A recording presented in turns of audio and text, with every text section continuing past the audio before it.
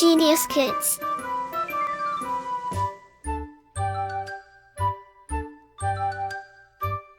Cultivating love for learning. अध्याय 8 सर्वनाम pronoun. सर्वनाम प्रोनाउन जो शब्द संज्ञा के नामों की जगह प्रयुक्त होते हैं उन्हें सर्वनाम कहते हैं, जैसे मैं, हम, तू, तुम, वह, वे इत्यादि। सर्वनाम के भेद काइंड्स ऑफ प्रोनाउन। सर्वनाम 6 प्रकार के होते हैं। 1 पुरुषवाचक सर्वनाम पर्सनल प्रोनाउन। सर्वनाम वक्ता, बोलने वाले, श्रोता, सुनने वाला तथा किसी अन्य के लिए प्रयुक्त होते हैं। वह सर्वनाम शब्द जिसका प्रयोग कहने वाले, सुनने वाले तथा जिसके बारे में बात की जाए उसके लिए किया जाता है उसे पुरुषवाचक सर्वनाम कहते हैं। शेर ने चूहे से कहा, मैं तुझे खा जाऊंगा। चूहे ने शेर से प्रार्थना की, आप मुझे क्षमा कर दें।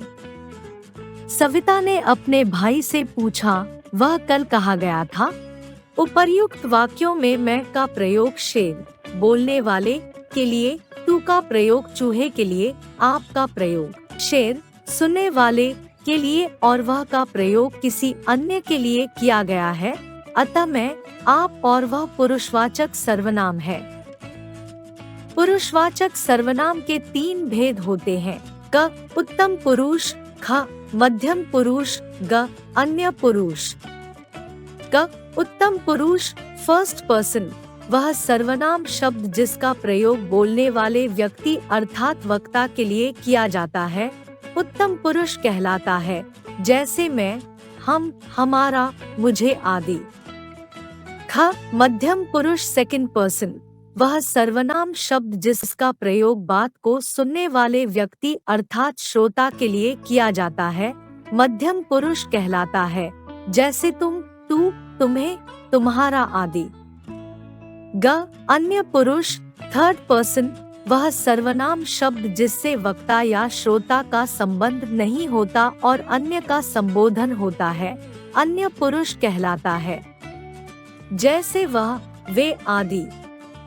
2 निश्चयवाचक सर्वनाम डेफिनेट प्रोनाउन जो सर्वनाम निकट या दूर की किसी निश्चित वस्तु या व्यक्ति की ओर संकेत करते हैं उन्हें निश्चयवाचक सर्वनाम कहते हैं, जैसे 1 मेरी किताब वह नहीं है।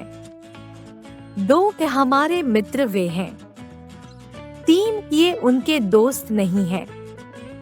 3 अनिश्चयवाचक सर्वनाम इंडेफिनिट प्रोनाउन जिस सर्वनाम से किसी निश्चित वस्तु या व्यक्ति का बोध नहीं किया जाता है उन्हें अनिश्चयवाचक सर्वनाम कहते हैं, जैसे 1 जान बचानी है तो कुछ करो।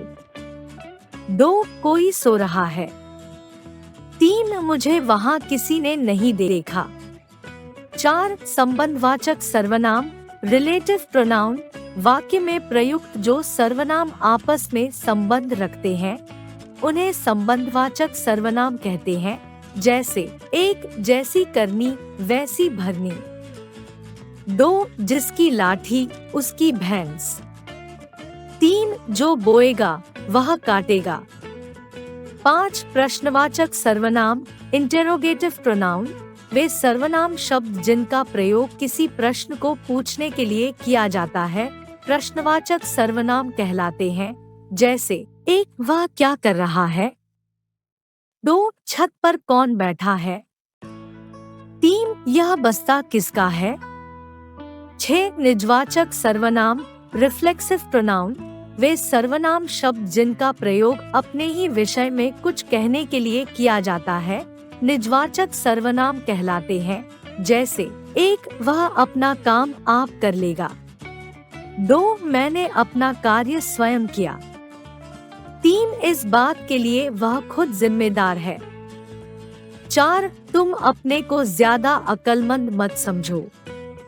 सर्वनामों में वचन नंबर इन प्रोनाउंस सर्वनाम विकारी शब्द है, इसलिए वचन के अनुसार इनके रूप में परिवर्तन हो जाता है।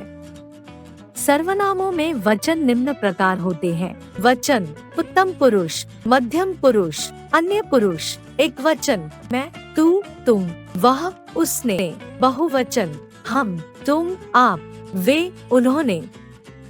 याद रखिए रिमेम्बर तुम का प्रयोग प्रायः बहुवचन की तरह होता है, जैसे तुम कल स्कूल गए थे। एकवचन तुम बहुत अच्छे हो। बहुवचन आप आदरसूचक सर्वनाम शब्द है, इसलिए इसका प्रयोग भी बहुवचन की तरह ही होता है, जैसे आप कौन से स्कूल में पढ़ाते हैं। आप यह काम कर सकते थे। आजकल तू का प्रयोग अच्छा नहीं माना जाता, इसके स्थान पर आप का प्रयोग करना चाहिए। सर्वनामों में लिंग, जेंडर इन प्रोनाउंस, लिंग के कारण सर्वनाम शब्दों के रूप में कोई विकार नहीं होता। पुरुष और स्त्री दोनों के लिए एक से सर्वनाम प्रयुक्त होते हैं, जैसे पुल्लिंग, स्त्रीलिंग। एक, आप अध्यापक हैं। आप अध्यापिका हैं। 2, वे आम पसंद करते हैं। वे फुटबॉल खेलती है। 3, वह पढ़ रहा है। वह घर चली गई। याद रखने योग्य तथ्य पॉइंट्स टू रिमेम्बर, जो शब्द संज्ञा के स्थान पर प्रयुक्त होते हैं उन्हें सर्वनाम कहा जाता है। सर्वनाम के निम्नलिखित 6 भेद होते हैं। 1, पुरुषवाचक सर्वनाम। 2, निश्चयवाचक सर्वनाम। 3, अनिश्चयवाचक सर्वनाम। 4, संबंधवाचक सर्वनाम। 5, प्रश्नवाचक सर्वनाम। 6, निजवाचक सर्वनाम। पुरुषवाचक सर्वनाम के 3 भेद होते हैं, उत्तम पुरुष, मध्यम पुरुष, अन्य पुरुष। सर्वनाम विकारी शब्द है, इसलिए वचन के अनुसार इनके रूप में परिवर्तन हो जाता है। लिंग के कारण सर्वनाम शब्दों के रूप में कोई विकार नहीं होता। Like, share and subscribe.